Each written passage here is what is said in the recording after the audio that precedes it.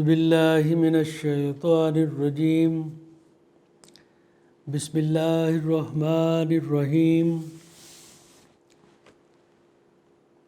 عزیز دوستو، idea foundation forum میں آپ سب کو خوش آمدید کہتا ہوں۔ آج ہم تحقیقی موضوع قرآن حکیم اور انسانی حقوق کا تحفظ پر گفتگو کریں گے۔ قرآن حکیم اور انسانی حقوق کا تحفظ انسان کو اللہ کی رضا کے آگے سر تسلیم خم کرنے کے لیے پیدا کیا گیا ہے۔ اللہ کی رضا کیا ہے؟ مختصراً یہ اللہ کی حاکمیت اعلیٰ اور انسانیت کی بھلائی کو قائم کرنا ہے۔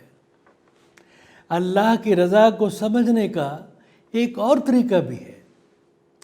انسان کو اس کی تخلیق کے وقت اللہ کا نائب مقرر کیا گیا تھا۔ نیابت کے اس ٹرسٹ کے ساتھ دو ذمہ داریاں منسلک ہیں۔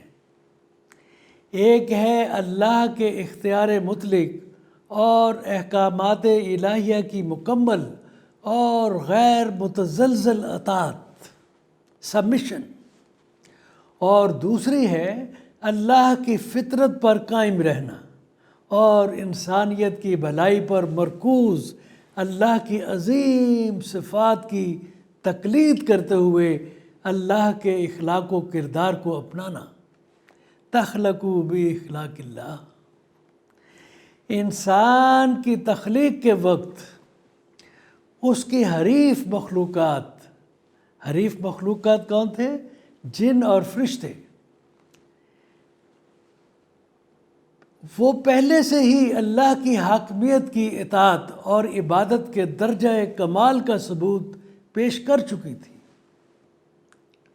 مگر انہیں تو اللہ کے احکامات کی تعمیل کا اختیار دیا ہی یک طرفہ گیا تھا، یعنی وہ برائی کی قوت اور آپشن ہی نہیں تھی، یعنی نافرمانی کی صلاحیت دی ہی نہیں گئی تھی، جبکہ انسان کو روح الہی اور علم کے ساتھ ایک آزاد شخصیت عطا کی گئی تھی، جس میں اس دنیا میں قیام کے دوران اپنے مقرر کردہ کردار کو انجام دینے میں اطاعت یا نافرمانی کے درمیان انتخاب کرنے کی صلاحیت رکھی گئی تھی۔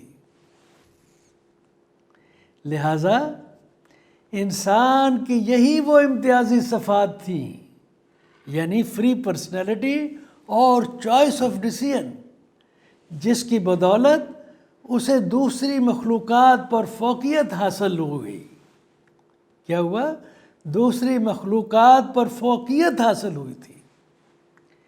لیکچر نمبر 3 میں ہم نے عظیم ٹرسٹ سے منسلک مذکورہ دو ذمہ داریوں کو انسان کی تخلیق کے مقصد کے طور پر متعارف کرایا تھا۔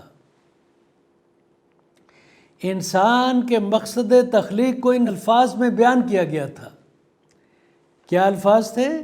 ایک منصفانہ، پرامن اور مادی و فکری لحاظ سے ہمیشہ ترقی کی راہ پر گامزن معاشرے کا قیام، جہاں اللہ کی حاکمیت اعلیٰ کا نفاذ اور انسانیت کی بھلائی کو یقینی بنایا گیا ہو۔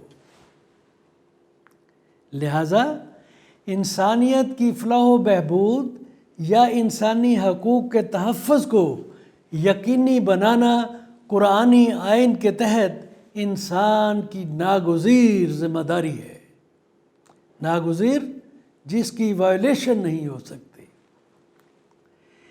انسان کی صرف یہ ذمہ داری نہیں ہے کہ وہ خود انسانیت کی فلاح و بہبود یا انسانی حقوق کا کام انجام دیتا رہے، بلکہ اسے ہدایت کی گئی ہے کہ وہ معاشرے میں پوری قوت، استقامت اور عزم کے ساتھ انسانیت کی فلاح و بہبود یا انسانی حقوق کے قیام کو یقینی بنائے، جیسا کہ سورہ العصر کی آیت نمبر 3 میں بیان کیا گیا ہے۔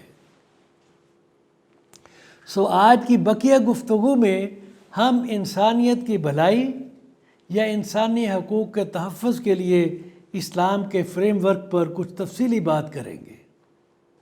تو میرے عزیز دوستو، برائے کرم اس سے قبل پیش کیے گئے لیکچرز کو یاد کریں جن میں ہم نے گفتگو کی تھی کہ انسان کو اللہ کی فطرت پر پیدا کیا گیا تھا، نیچر آف اللہ، اور اسے الوہی روح اور علم سے آراستہ کیا گیا تھا تاکہ وہ انسانیت کی اجتماعی فلاح و بہبود کے لیے مساوات، انصاف، امن، آزادی، ترقی و نمو اور خوشحالی کا ماحول پیدا کرنے کے لیے اللہ کی عظیم صفات کی تقلید کرے۔ اس کا مقصد برابری پر مبنی ایک انسانی معاشرے کا قیام تھا، انصاف پر مبنی، برابری پر مبنی، جبکہ فرشتوں کے برعکس ابلیس نے اپنی مادی برتری کا دعویٰ کرتے ہوئے نہ تو انسان کی تخلیق کے پیچھے خدائی مشیت، خدائی انٹینشن آف گاڈ کی قدر کی اور نہ ہی اپنی نافرمانی پر توبہ کی، اور نہ ہی انسان کی تخلیق کے نتیجے میں نظام الہی میں آنے والی تبدیلی کو قبول کیا۔ سو ابلیس نے اپنی انا پرستی، کوتاہ اندیشی یا جبریت پر مبنی رویے کی وجہ سے اپنی برادری کے مشترکہ مفاد کی بھی پرواہ نہیں کی اور اپنی انفرادیت پسندی کو ترجیح دی۔ اس رویے کی وجہ سے ہی مولانا رومی اور اقبال مادیت، جبریت اور انفرادیت پسندی کو ابلیس کی علامتیں قرار دیتے ہیں۔ یہ جبریت کیا ہے؟ ڈیپینڈنگ آن ڈیسٹنی، ہر چیز کو قسمت کے حوالے کر دینا، اس کو جبریت کہتے ہیں۔ ابلیس اور اس کے ساتھیوں کی ایسی ذہنیت کا مقصد انسان کو اس کی آزاد، متحرک، ترقی پسند اور انسان دوست شخصیت کے عظیم تحفے سے اس کو محروم کرنا ہے۔ دوسری طرف قرآن حکیم اس جبریت اور قنوطیت پر مبنی ذہنیت کی نفی کرتا ہے اور انسان کی زندگی میں ترقی پسندی، باہمی اشتراک، میزان، تنوع، تحرک، ڈائنامزم، آزادی، اجتماعی مفاد اور مساوات کی حوصلہ افزائی کرتا ہے، جیسا کہ سورہ رحمان کی آیات نمبر 5 تا 9 اور 29 میں منکشف ہے۔ فارغ ٹائم پہ ان آیات پر غور فرمائیے گا۔ در حقیقت یہ انسانی حقوق کے تحفظ کا ایک وسیع ایجنڈا ہے جو کہ پیغمبرانہ مشن کا خاصہ رہا ہے، جو اللہ کے آخری رسول حضرت محمد صلی اللہ علیہ وسلم پر قرآن حکیم کے نزول کے ساتھ اپنی تکمیل کو پہنچا۔ عزیز دوستو، پیغمبرانہ مشن نے ہمیشہ فردی مفادات اور انسانی معاشرے کے اجتماعی مفاد میں اشتراک و مطابقت کے فروغ کی ترغیب دی ہے تاکہ انسانی معاشرے کی فلاح و بہبود اور ترقی کی پائیداری کو یقینی بنایا جا سکے۔ پیغمبرانہ مشن ایمان، فیتھ، مساوات، انصاف اور منصفانہ فکر و عمل کے فروغ کا درس دیتا ہے، جو امن، نظم، سماجی ہم آہنگی اور مشترکہ بھلائی کے قیام کو یقینی بناتے ہیں، جس سے انسانی کوششوں کو ہم آہنگی کی بدولت زبردست توانائی ملتی ہے جو معاشرے کو اجتماعی بھلائی کی بلندیوں تک پہنچاتی ہے۔ تاریخ گواہ ہے کہ معاشرے میں سماجی یا اجتماعی مفاد پر ذاتی مفاد کو ترجیح دی جاتی رہی ہے، جو انسانی مصائب کا سب سے بڑا سبب رہی ہے۔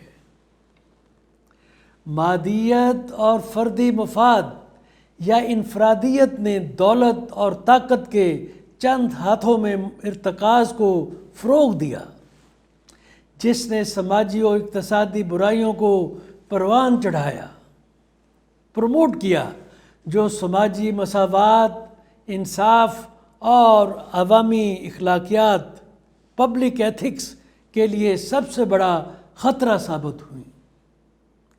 اس نے معاشرے میں اشرافیہ کے گروہوں کو جنم دیا جو عوام الناس پر جبر و استبداد سے حکمرانی کرتے اور استخراجی و غیر جمہوری اداروں کے ذریعے ریاستی وسائل کو اپنے مفاد کے لیے کنٹرول کرتے۔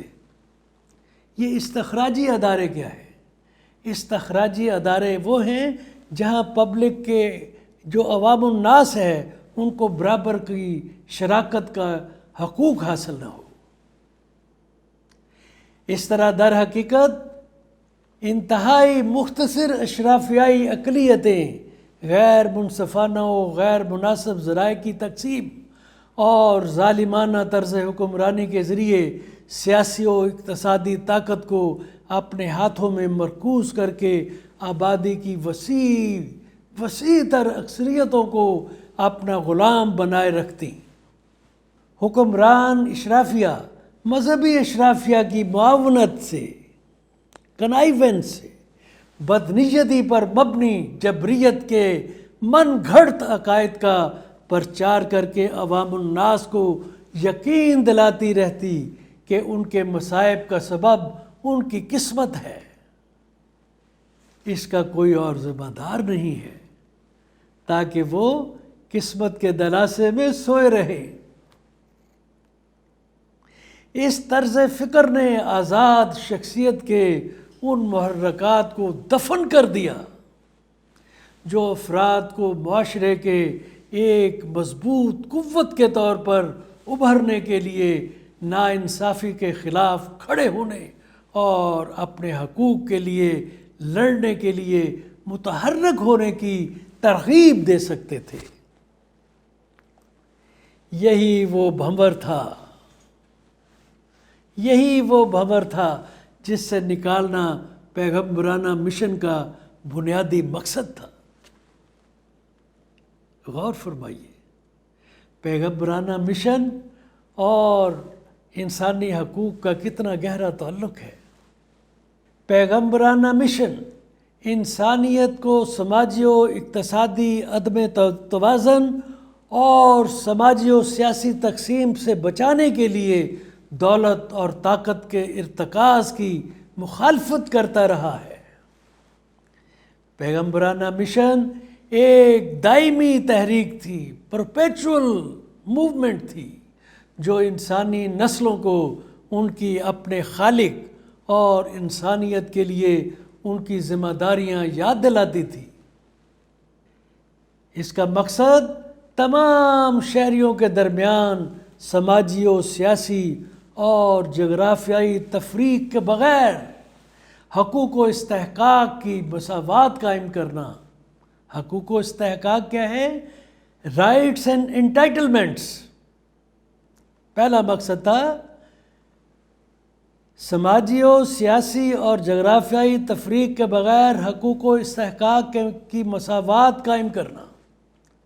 دوسرا کیا تھا؟ عوام کی بنیادی ضروریات کے مناسب بندوبست کو یقینی بنانا۔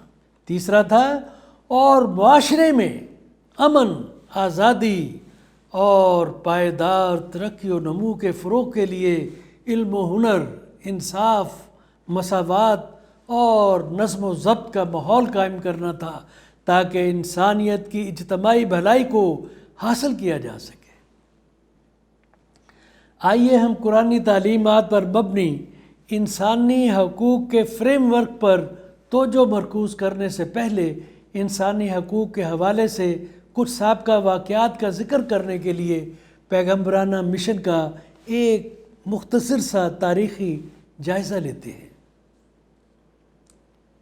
عزیز دوستو، ابراہیمی مذاہب جن میں یہودیت، عیسائیت اور اسلام شامل ہیں، ان کے جد امجد یعنی حضرت ابراہیم علیہ السلام نے اپنے دور میں پھیلی ہوئی سماجی و معاشی عدم توازن کو ایک تاریخی عوامی اعلان کے ساتھ رد کر دیا، جس کے الفاظ سے ان کی انسانی فلاح و بہبود سے متعلق زبردست سوچ و فکر کی عکاسی ہوتی ہے۔ بیان پر غور فرمائیے۔ اور تم اپنے پڑوسی سے ایسی محبت رکھو جیسے خود سے۔ اللہ اکبر۔ پڑوسی کی مذہب، قومیت، ذات، جنس، معاشی حیثیت یا رنگ کی بنیاد پر تفریق نہیں کی گئی۔ اگر آپ مسلمان ہیں اور آپ کا پڑوسی یہودی یا عیسائی ہے تو اس کے لیے جو آپ کے حقوق ہیں ایک پڑوسی کے، وہ ویسے ہی لازم ہیں۔ یہ بیان ابراہیمی مذاہب کے ہر پیروکار کے لیے لازم قرار دیتا ہے کہ وہ اپنے ساتھی انسانوں کے حقوق کا تحفظ کرے اور بغیر کسی امتیاز کے محبت کے ساتھ، رضامندی کے ساتھ ان کی ضروریات کا خیال رکھے۔ اس ضمن میں حضرت محمد صلی اللہ علیہ وسلم کا اعلان اس سے بھی زیادہ انقلابی تھا۔ جیسا کہ انہوں نے فرمایا، وہ مسلمان نہیں، نوٹ کریں، وہ مسلمان نہیں جو خود پیٹ بھر کر کھا لے جب اس کا پڑوسی بھوکا ہو۔ حضرت موسیٰ اور حضرت عیسیٰ علیہ السلام کو بھی اپنے لوگوں کی نجات کے لیے انتہائی کٹھن جدوجہد کرنی پڑی تھی، جو کہ چھوٹے مگر طاقتور اشرافیائی حکمرانوں کی طرف سے بدترین سماجی و سیاسی اور معاشی تفاوتوں، ڈسکریمنیشنز، ڈسپیرٹیز، عدم مساوات اور امتیازی سلوک کی بنیاد پر قائم ظالمانہ حکمرانی کا شکار تھے۔ جیسا کہ پچھلے پیغمبروں کے معاملے میں مشاہدہ ہو چکا تھا، مکہ کی اشرافیہ نے یہ سمجھ لیا تھا کہ حضرت محمد صلی اللہ علیہ وسلم صرف لوگوں کے مذہبی عقائد کو ہی بدلنے کے لیے نہیں آئے تھے، بلکہ معاشرے کو یکسر بدلنا بھی ان کے مشن کا حصہ تھا۔ ان کے نزدیک یہ نئے خیالات سماجی و سیاسی تفاوت اور معاشی عدم توازن پر مبنی مکہ کے قائم کردہ سماجی نظام کے لیے شدید خطرہ تھے، اور اس طرح ایک ایسے معاشرے کے قیام کے لیے سماجی انقلاب کا باعث بنیں گے جہاں انصاف، مساوات اور انسانی حقوق کے تحفظ کو یقینی بنایا جائے گا۔ مکہ کی اشرافیہ کی طرف سے قرآن حکیم کی تعلیمات کی شدید مخالفت کی یہی بنیادی وجہ تھی، اور کوئی وجہ نہیں تھی۔ تو عزیز دوستو، اس حقیقت کا ادراک رکھتے ہوئے، یہ جانتے ہوئے کہ دولت کا ارتکاز اشرافیہ کی طاقت کا سب سے بڑا ذریعہ ہے جو سماجی و اقتصادی اور سیاسی عدم توازن کا سبب بنتا ہے، اور اس کی وجہ سے انسانی حقوق کی بڑی خلاف ورزیاں سرزد ہوتی ہیں، قرآن حکیم نے دولت کے ارتکاز کو کم سے کم کرنے کے لیے مالدار اقلیتوں کی دولت کا کافی مناسب حصہ ضرورت مند اور محروم اکثریتوں کو منتقل کرنے کے لیے انقلابی اقدامات کا اجرا کیا، تاکہ معاشرے میں سماجی و اقتصادی توازن قائم کیا جا سکے۔ زکوٰۃ، خیرات کے ادارے اور سود کی ممانعت کے علاوہ قرآن و سنت نے منافع خوری کے خلاف سخت حدود قائم کی ہوئی ہے۔ اس سلسلے میں سینکڑوں قرآنی حوالہ جات ہیں، ان میں سے کچھ اسکرین پر دکھائے گئے ہیں، مہربانی کر کے ان کا مطالعہ فرمائیے۔ تاہم میں یہاں 2 آیات کا حوالہ دوں گا جو مسلمانوں کے لیے ایک مثالی صورتحال پیش کرتی ہیں۔ سورہ بقرہ کی آیت 219 میں بیان ہے، غور فرمائیے۔ جب آپ سے پوچھے، اللہ رسول پاک صلی اللہ علیہ وسلم سے مخاطب ہے، جب آپ سے لوگ پوچھیں کہ وہ کل میں سے کتنا خرچ کریں تو کہہ دیجئے جو تمہاری ضرورت سے زائد ہے۔ یہ ہے ایک آئیڈیل پروپوزیشن، آئیڈیل تقاضا۔ سورہ توبہ کی آیت 34 اور 35 میں بیان ہے، اور جو لوگ سونا اور چاندی جمع کرتے ہیں اور اسے اللہ کی راہ میں خرچ نہیں کرتے، انہیں دردناک عذاب کی خبر سنا دیجیے، جس دن اسے جہنم کی آگ میں تپایا جائے گا، اسے یعنی گولڈ، سلور، سونے اور چاندی کو، اور اس سونے اور چاندی سے ان کی پیشانیاں، ان کی پشتیں اور ان کی پیٹھیں جلائی جائیں گی۔ ان کو جلایا جائے گا تو پھر ان کو کہا جائے گا یہ وہی ہے جو تم نے اپنے لیے جمع کیا تھا، سو اس چیز کا مزہ چکھو جو تم جمع کیا کرتے تھے۔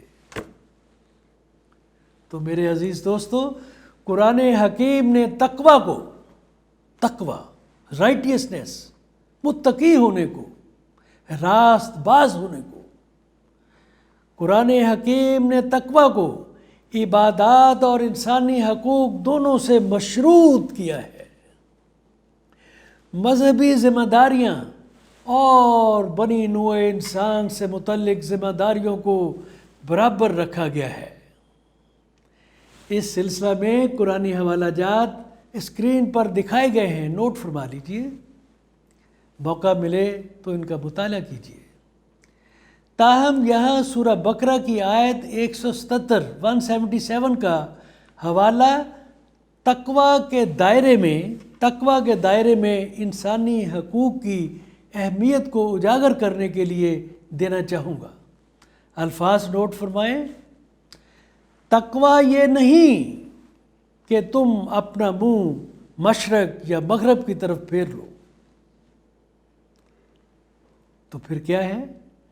بلکہ تقوی یہ ہے کہ جو اللہ، یوم آخرت، فرشتوں، کتابوں اور انبیاء پر ایمان لاتا ہے، اور باوجود اس کے کہ جس مال و دولت سے محبت کرتا ہے اس کو رشتہ داروں، یتیموں، مسکینوں، مسافروں، مدد مانگنے والوں اور غلاموں کو آزاد کرانے کے لیے خرچ کرتا ہے، غلاموں کو آزاد کرانے کے لیے، اور غربت اور تنگی اور جنگ کے وقت صبر کرتے ہیں، یہ وہی لوگ ہیں جو سچے ہیں، اور وہی ہیں جو پرہیزگار یعنی متقی ہیں۔ تصور کیجئے قرآن حکیم نے تقریباً 1500 سال قبل یتیموں کی بھلائی اور غلاموں کی آزادی کا حکم دیا ہے، اور یہ بھی نوٹ کیجئے کہ روشن خیال مغربی معاشرے میں غلامی کو کب ختم کیا جا سکا۔ تو عزیز دوستو، انصاف کی منصفانہ فراہمی، فیئر ڈسپینسیشن آف جسٹس، انصاف کی منصفانہ فراہمی انسانی حقوق کے تحفظ کے ساتھ ساتھ پرامن، آزاد اور ترقی پسند معاشرے کے قیام کے لیے بھی ناگزیر ہے۔ یہ فیئر ڈسپینسیشن آف جسٹس کی بات ہو رہی ہے۔ اللہ تعالیٰ نے انسان سے اپنی محبت اس بات سے مشروط کی ہے، کنڈیشنل، کہ انسان انصاف قائم کرے۔ اس سلسلے میں چند قرآنی حوالہ جات اسکرین پر آویزہ کیے گئے ہیں، ملاحظہ فرمائیے۔ تاہم ایک مسلمان سے مطلوب انصاف کے معیارات کو، سٹینڈرڈز کو اجاگر کرنے کے لیے سورہ النساء کی آیت 135 بیان کی جاتی ہے۔ نوٹ فرمائیے، اے ایمان والو، اے مسلمانوں، انصاف کے لیے مضبوطی کے ساتھ کھڑے ہو جاؤ اللہ کے گواہ کے طور پر، چاہے وہ تمہارے اپنے خلاف ہو یا تمہارے والدین یا اپنے رشتہ داروں کے خلاف ہو، خواہ وہ امیر ہو یا غریب ہو، کیونکہ اللہ دونوں کی بہترین حفاظت کر سکتا ہے۔ خواہشات کی پیروی نہ کرو، یعنی جب انصاف کی بات آئے تو خواہشات کی پیروی نہ کرو، ایسا نہ ہو کہ تم پھر جاؤ، یعنی انصاف سے پھر جاؤ، اور اگر تم انصاف کو بگاڑ دو گے یا انصاف کرنے سے انکار کر دو گے تو یقیناً اللہ تمہارے سب کاموں سے باخبر ہے۔ تو میرے عزیز دوستو، قرآن حکیم انفرادی مفاد اور اجتماعی مفاد میں توازن رکھ کر انسانیت کی بھلائی پر زور دیتا ہے۔ تاہم آپریشنل کارکردگی کی وجہ سے انفرادی مفاد کو ترجیح دی گئی ہے۔ قرآن حکیم میں انفرادی ملکیت کے حقوق کی حفاظت کی گئی ہے۔ سورہ النساء کی آیت 32 کو ملاحظہ فرمائیے گا۔ قرآن حکیم نے وراثت کے تفصیلی قوانین مرتب کیے ہیں تاکہ کسی فرد کی وفات پر اس کی جائیداد کی اس کے جانشینوں بشمول اس کے خاندان کی خواتین میں منصفانہ تقسیم ہو سکے۔ ایک فرد جسے آزاد شخصیت سے نوازا گیا ہے، ذاتی طور پر یہاں بھی اپنے اعمال کا ذمہ دار ہے اور قیامت کے دن بھی ان کی جواب دہی کے لیے بغیر کسی شفاعت اور مدد کے پیش ہوگا۔ اپنے ڈیڈز کا، اپنے کنڈکٹ کا، اپنے اعمال کا خود ذمہ دار ہوگا، جیسا کہ قرآن میں تفصیل سے بیان ہے۔ اس کے لیے قرآنی حوالہ جات سکرین پر دکھائے گئے ہیں۔ اسی طرح عزیز دوستو، قرآن حکیم نے عورت اور مرد کو دنیا اور آخرت کی زندگی میں یکساں حقوق دیے ہیں۔ عورت کو جائیداد رکھنے اور اسے اپنی مرضی کے مطابق خرچ کرنے کے مساوی حقوق دیے گئے ہیں۔ اس کا حق وراثت قرآن حکیم کی آیات میں محفوظ ہے۔ وہ بھی مرد کی طرح قیامت کے دن اس دنیا میں کیے گئے اپنے اعمال کی ذاتی طور پر ذمہ دار ہوگی اور اس کے مطابق آخرت میں زندگی پائے گی اور اس کے مقام کا تعین ہوگا۔ اس سلسلے میں چند قرآنی حوالہ جات سکرین پر آویزاں ہیں، نوٹ فرما لیجیے۔ عزیز دوستو، حضرت محمد صلی اللہ علیہ وسلم نے اپنا آخری حج 632 عیسوی میں کیا۔ اس موقع پر انہوں نے ایک خطبہ ارشاد فرمایا، خطبۃ الوداع کے نام سے مشہور ہے۔ قرآن حکیم کے پیغام کا خلاصہ کرتے ہوئے اس خطبہ میں انسانی حقوق کا ایسا ڈھانچہ ترتیب دیا گیا ہے جس کے سامنے 1215 کے میگنا کارٹا چارٹر کے انسانی حقوق کے پروٹوکول ماند پڑ جاتے ہیں، انڈر شیڈو ہو جاتے ہیں۔ وقت کی قلت کے پیش نظر خطبہ میں شامل انسانی حقوق کی چند جھلکیاں شیئر کرتا۔